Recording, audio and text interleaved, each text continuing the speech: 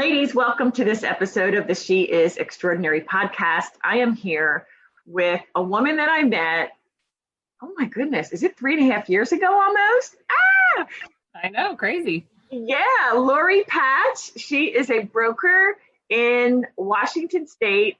I always forget the name of your brokerage, so you say it's the Thomas Group Northwest Real Estate. It's after my husband and my father-in-law. They're Thomas, so that's where that comes from. That's great. That's great. Lori is someone that I met in a Facebook group that I began, and my sister joined me eventually. It was Girls Guide to Outrageous Real Estate Success. And Lori, you had to have been one of the first 100 that joined the group.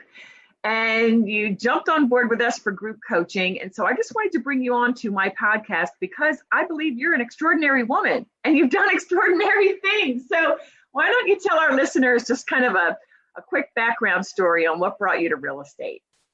Okay. Yeah. So what brought me to real estate? Yep. Mm-hmm. So I actually married into it. My husband and his dad, my father-in-law got into real estate in the 70s. And then, of course, my husband kind of joined him in the business. They actually built houses for a while. And then I married into it. So I was always on the back end of it, kind of learned real estate by osmosis, sitting around the dinner table. So, I was a stay-at-home mom for, 20 some years. And when my kids got to be teenagers, I decided to get my real estate license at that time. And then by then, Tom and I had started our own company, the Thomas Group Northwest Real Estate, and just a small boutique brokerage in Washington. And so I just kind of started that way. And eventually I became the designated broker. And so that's where we are now. I think I ever asked you this, or if I did, I forget, but I'm curious, how did you get to be the designated broker when it was his business, right? He just wanted to. Yeah. Well, he always was in the new construction end of it. And so he worked for builders a lot. And so, but eventually he had some health issues that he had to step down and go on disability. So I just took over from there. Gotcha. So what was that like? Were you excited about that, or what were you feeling? Yeah. I mean, I feel like I've always done the back end a lot. I mean, I've been an integral part of doing everything anyway, so it wasn't too huge of a leap. But I had a different part of the business than he did because I did resale. And so there was a lot more, his leads came in the door. He sat in a model home and the leads came in the door. So that was always the biggest challenge for me was how do you get leads? How do you expand your business and that kind of thing? And then also the management part of it, there was a lot to learn, and he'd had years and years of experience and a lot of, training and classes and all that kind of thing. And since, I kind of had to work a little harder at that part of it. Okay. So how many people did you have in your, agents working with you? At one point we had 19 agents. So yeah, before the big crash. That's pretty impressive. So what year, let's go back. What year did you become the designated broker? And was that when you had these 19 agents? Yeah, 2004. Actually, when was that? Yeah, 2004. And then about 2007 is, when people started petering out. And actually now we're much smaller still. I just have a small team now.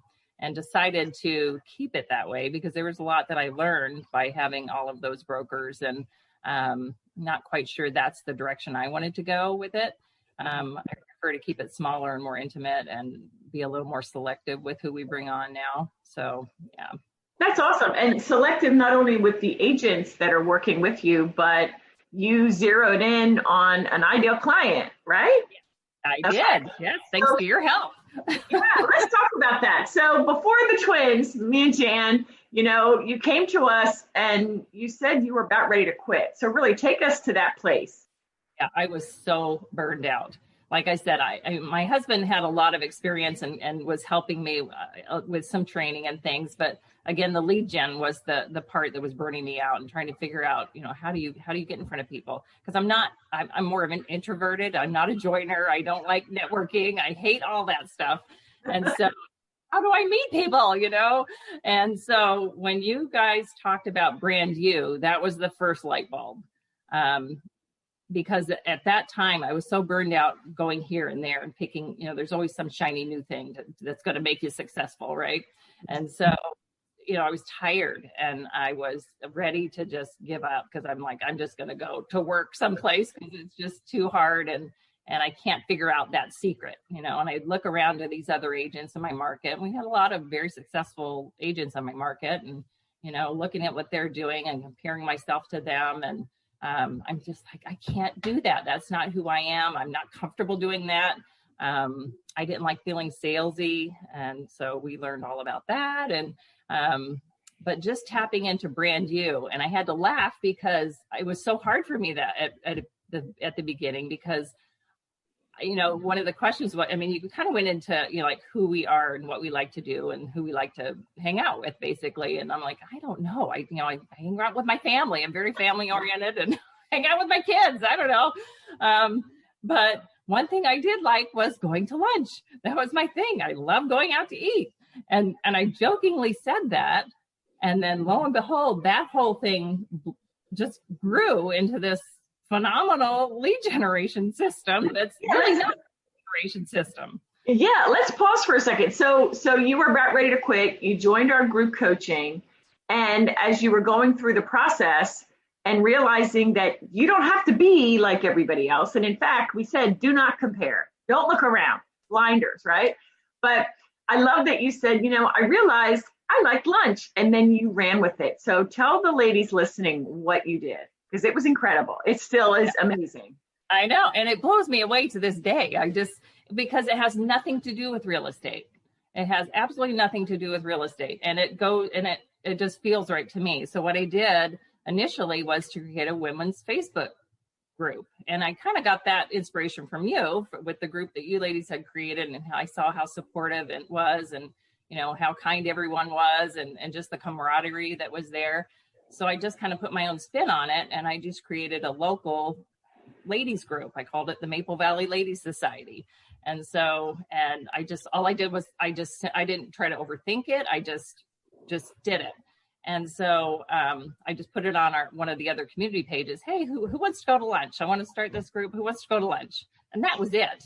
12 ladies showed up there. And now I've got over 2,000 ladies. I think I'm over 2,200 ladies in there now. And it's just turned into this amazing, fantastic group in our community that these women are connecting, and they're, finding friends. It's a great place when people are moving into town. I have clients that are moving into town. I can send them to this group. So now they feel like they're a part of the community. They can connect with ladies that have similar interests. And, we go to lunch and we go to dinner and we play bunco and we do all kinds of fun things. And it has absolutely nothing to do with real estate, but it's allowing me to meet people and to really connect genuinely with people that I enjoy being with. Mm-hmm. Yeah. So that was ingenious, because as you said, you feel good about it. You're meeting tons of ladies. So this is not just for business women. This is like, hey, if you live in this area, come join us. Right. Yep. Okay. So tell us what the lunch looks like. Like, how do they get an invitation just by being involved in the Facebook group, or is there something outside of that? Very simple. And that's the thing too. I wanted to keep it simple because I'm like, I don't want to be an event planner, Right. But so the idea was just coming from a place of service and just coming to it with, I'm creating this group where it's safe for ladies to connect with one another. There were other women's groups, in our community, but, they just had a whole other vibe to them, and it wasn't quite what I wanted to do. And so I want this to be a very accepting place and a very comfortable place for ladies to be, and just to have fun, a place for us to just have fun. That's the other thing. I'm in my 50s, and it's like all the kids are gone. It's like, how do you meet people? That was my big thing. It's like, I'm not at soccer games anymore. I'm not doing all those things. How in the world do you get to know people? And that's kind of how I set it out there too. I was like, I don't know what I'm doing. I'm just putting this out there. I just want to get to know people. And so it was very well received. And these ladies, so I just, I just posted a Facebook event, and so all I'm in charge of was one lunch a month, one dinner a month. So the first and third Tuesdays, that's it. And then anybody can post any kind of event. So if somebody wants to go hiking, if they want to go do a craft, if they want to go take the kids to the park, So just anything could be anything, and anybody can post an event. But I was just, trying to instigate it and trying to get things going, and it's just taken off from there. So. Yeah. And so let me just ask a silly practical question, because as I'm thinking about it, you're saying, okay, let's meet at Joe's for lunch. So did you know how many were coming? Like you counted on them? I'm just thinking practically. So you count on them to say, okay, hey, Joe's, we're coming tomorrow, about 12 of us. And that's it? And they do that's it.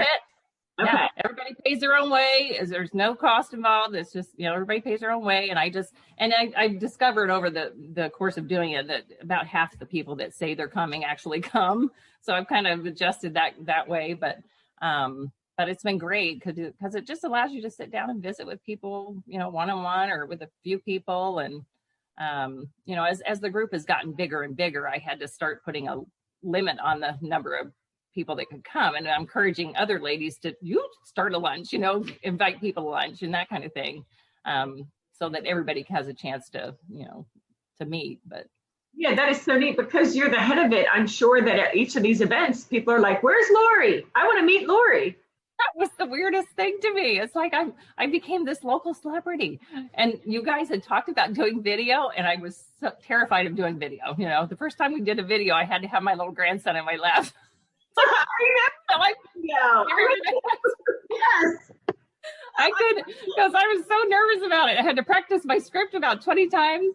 And then, so I've gotten much more comfortable with that now, but there is magic in doing that. Cause it's like people, can't tell you how many times people will run up to me and just, hi, Lori, I feel like I know you already. And that's where the magic is with Facebook and these groups and doing video. It's like people already feel like they know you and they trust you, and I'm who I am, and they know what you look like, they know what you sound like, and the way you interact with people. And they know you because they see it's the next best thing to being there. Yeah. So you were about ready to quit. You joined group coaching kind of out of desperation. Yeah. You started to do the right. Am I right?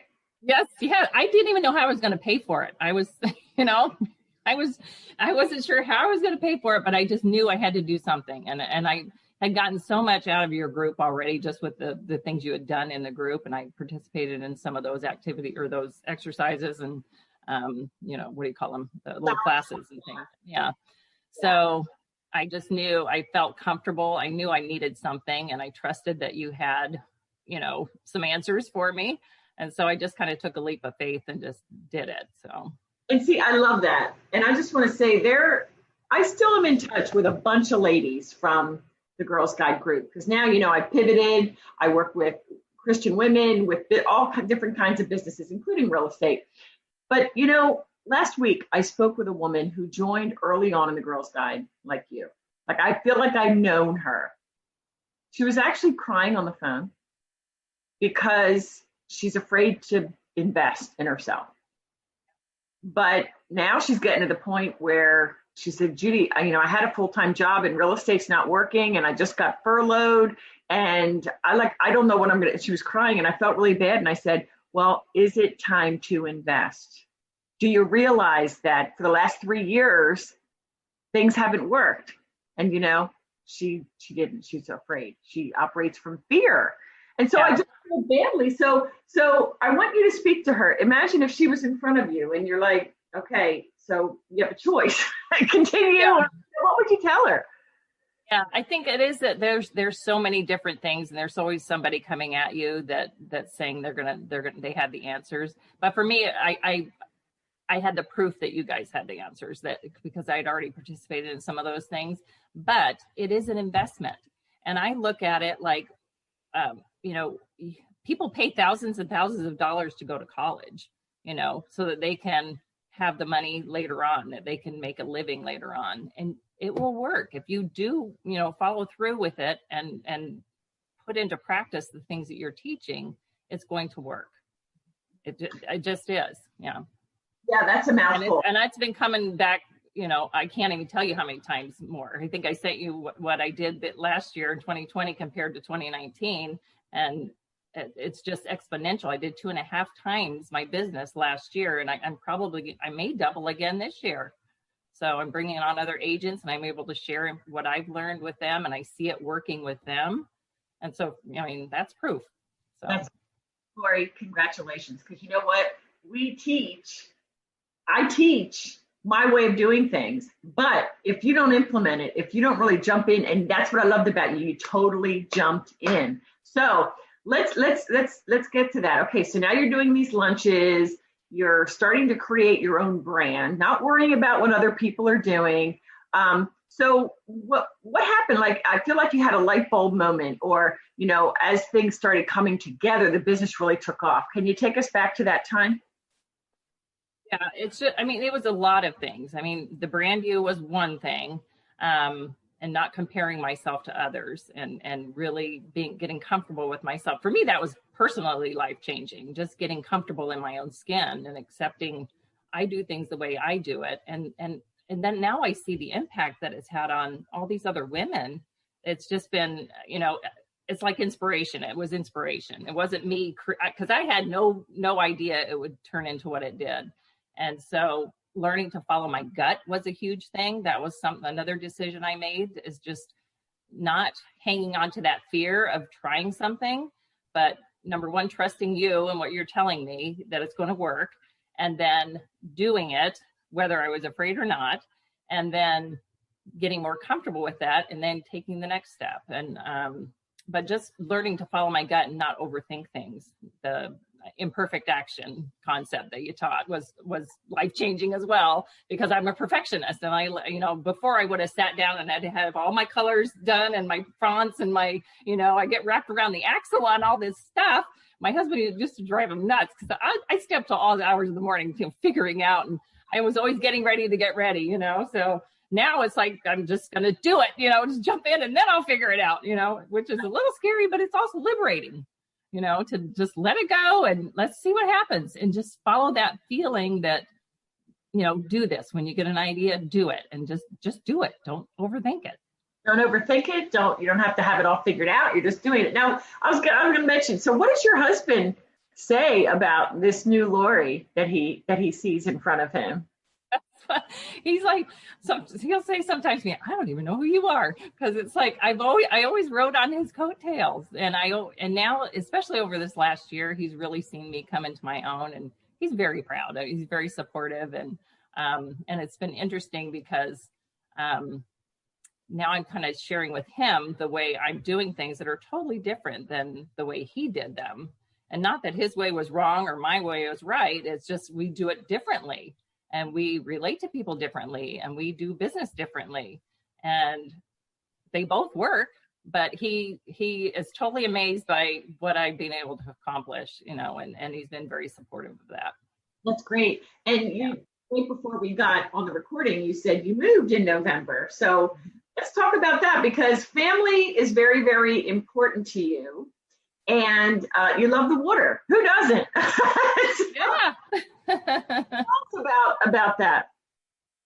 Yeah, so we decided, and this kind of came about just some of his health issues, but we decided to downsize and got into a Rambler, and just it's a quieter pace, slower pace. I wasn't quite sure how I was going to do it with my business, but that's working. I've got a team back where in Maple Valley where I moved from, and so I'm kind of got my feet in both places right now and kind of making that transition, but it's working, and everything I learned to do up there, I was worried about that. Am I going to give up what I did there? But I'm not. I'm still involved there, I'm also starting it down here to do the same thing. So it's like it's interesting to see that what I did there it'll also work here, no matter where I'm at. Yeah. So how far away is it? About 2.5 hours. Wow. Okay. And so are you going to do one of those women's groups where you are now? We have the Ocean Shores Ladies Society. Just went to dinner last night. Wow. So how long has that been? Just a couple of months then? Yeah, just a couple months. I'm kind of just getting it started. And of course, COVID kind of puts a damper on our style, but you know, because we can't get together in person as much as we were before, because we were having a ball. I got to tell you what, I hadn't had this much fun since junior high. It has been so fun, But, with not being able to get together in person, I've had to do a little bit of, a little differently. It's not quite as good as being able to get in person, but hopefully we'll get there at some point. But now we can get together in small groups, so we're doing that. And it's also interesting too, because it's an older set here. It's more of a retirement community or, vacation homes and that kind of thing. So I kind of have to adapt a little bit with that. That's awesome. Let's talk about that, because I know some of the ladies that are listening, of course, are real estate agents or brokers. And I hear all the time, I'm moving to a new area. Like, I feel like I'm starting over. And in fact, if you weren't a broker, you may, except that we can keep feeding referrals back and forth to the old place. But what would you tell a woman that's listening who recently moved or is starting over again? What's the quickest way to get your next client in a new place? Connecting with people. I mean, that was the magic, and that's the magic of that group, because it's not, like I said, it's not, the groups that I created have nothing to do with real estate. I also created a general, it's called Living in Maple Valley group too, for the whole community. But so it has nothing, it doesn't have to do, it's all about making the connections with people. And that's really where the magic of these groups is that it just allows me to get in front of people in a genuine way. And then the relationships happen naturally. You connect with people that you enjoy being with, and, you get into conversations, and then it always comes around to what do you do, or, what you're up to. So the conversations are very natural. I never feel like I'm having to sell myself. It's just allowing myself to get to know other people, and just trying to meet as many new people as possible. And so that's why going to coffee or going to lunch or going for a walk and just trying to constantly be meeting new people, that's where that comes from, and where it helps my business, because it allows people to get to know me, and then they're comfortable with me. So I've got them, the other benefit is that, when something pops up on Facebook, I got my very first listing 2 weeks after I moved here, because some of the ladies that were in my Maple Valley Ladies Society they also had property down here.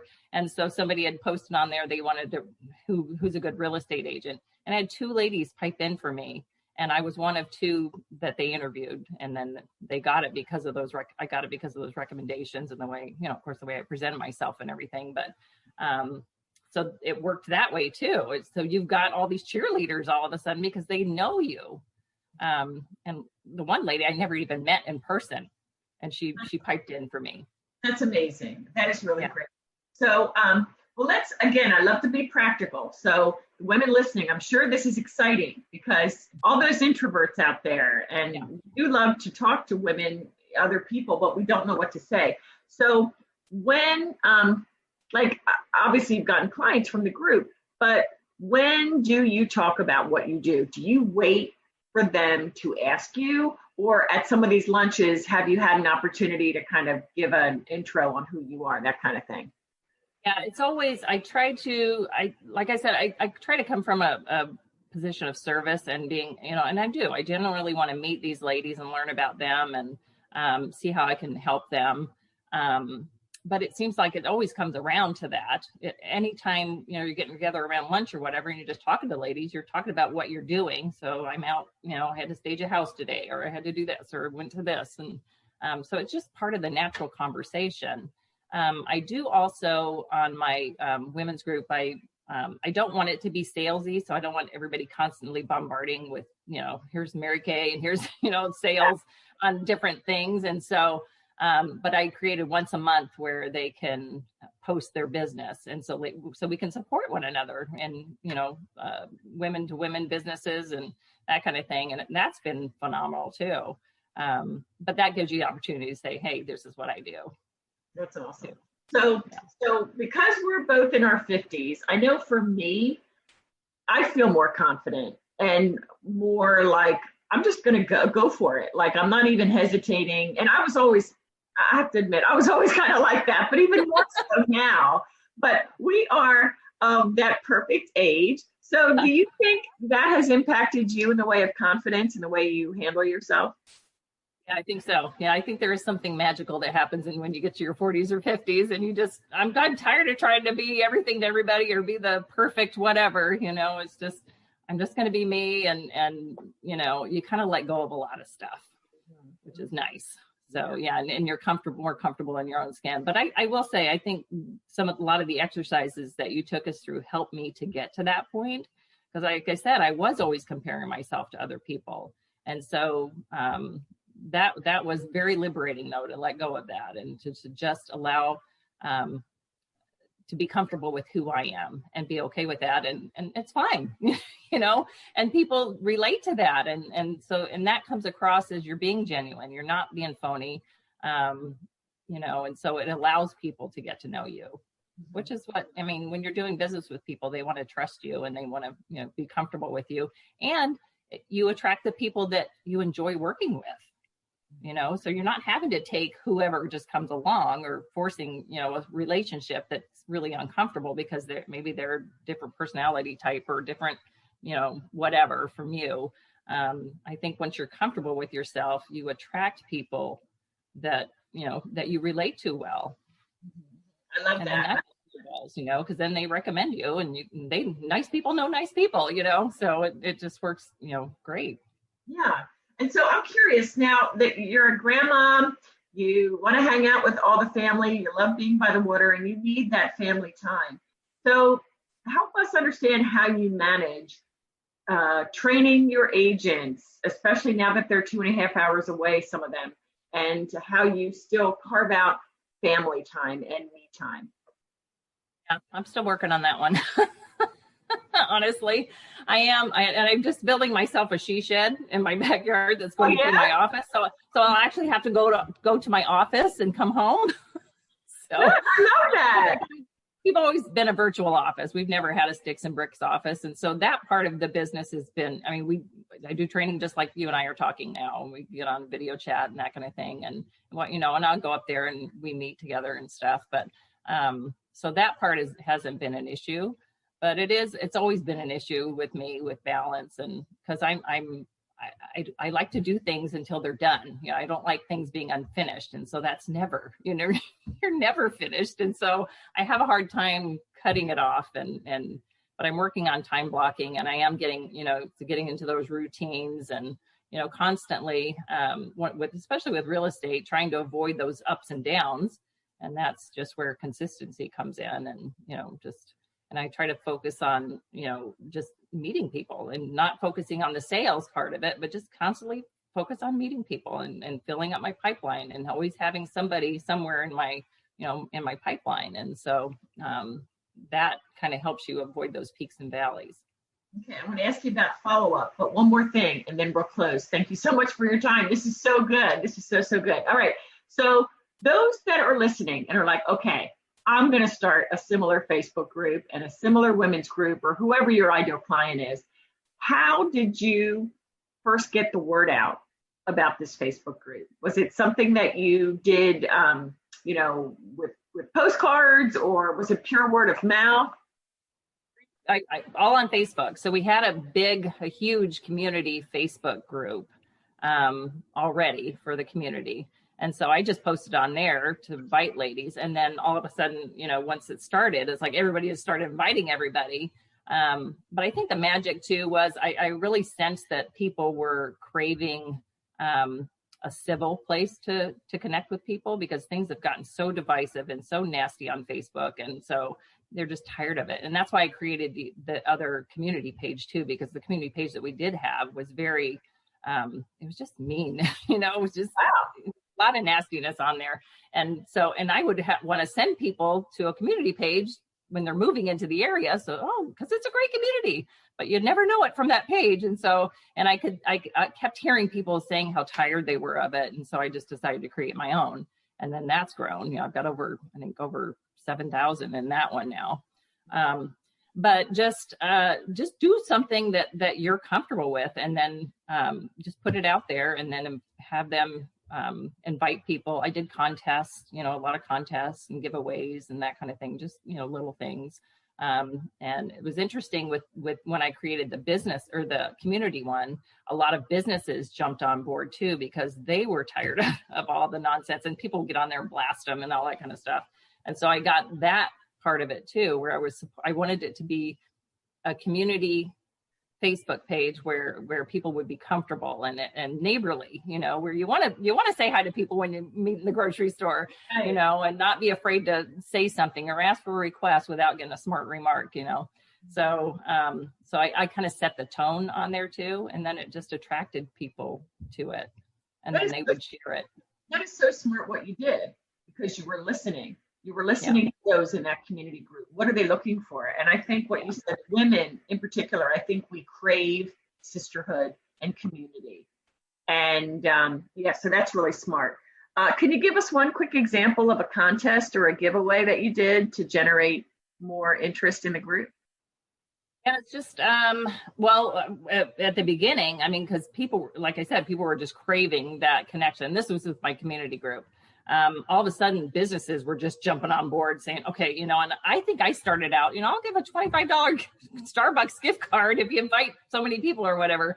And something super simple. Now, all of a sudden, I got these businesses where we'll give a $200 house cleaning. We'll give, so I was getting all these huge prizes, and it just, created a huge buzz. And so, every time we hit a milestone, 1,000, 2,000, 3,000, then I would give away a prize, and it was, supporting these local businesses, giving them a shout out, and then,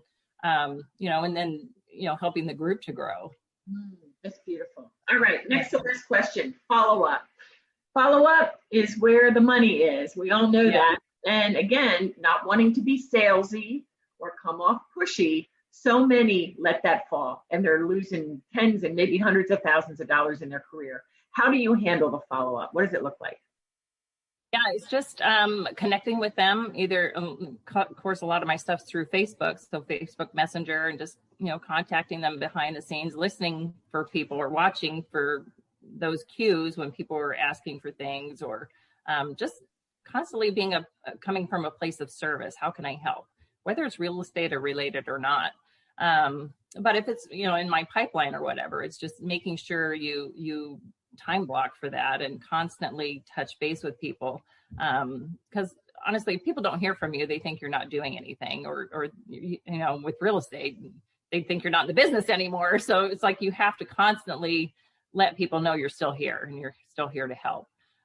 So I'm just always, I put it on my calendar when I have clients to always follow up once a week, or a couple months, or wherever they are in my pipeline. I'll just always tag back to them and kind of touch base. And so you develop a process that you follow, and now it's just a matter of implementing, right?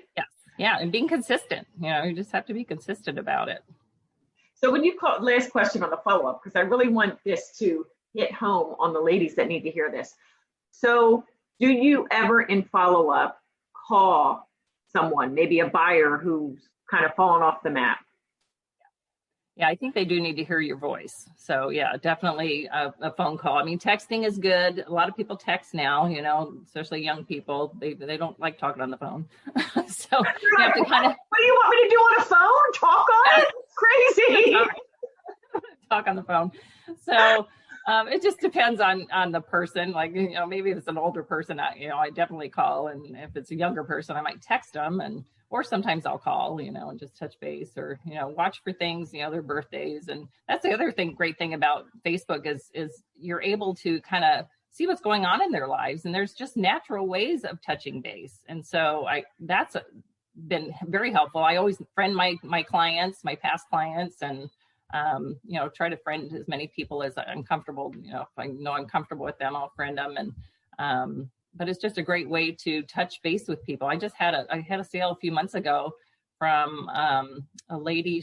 They were one of my very first clients 16 years ago. Wow. And so we had kind of touched base. I had kind of sent newsletters and things over here. I hadn't heard from them in 16 years, but I always sent things periodically, newsletters, or just a quick email or something, or a text, and check in on them. And then she just contacted me. My mom and dad are moving up here, and I want you to take care of them. So, you never know. I had 2 of those last year, as a matter of fact, some of my very first clients that were that way.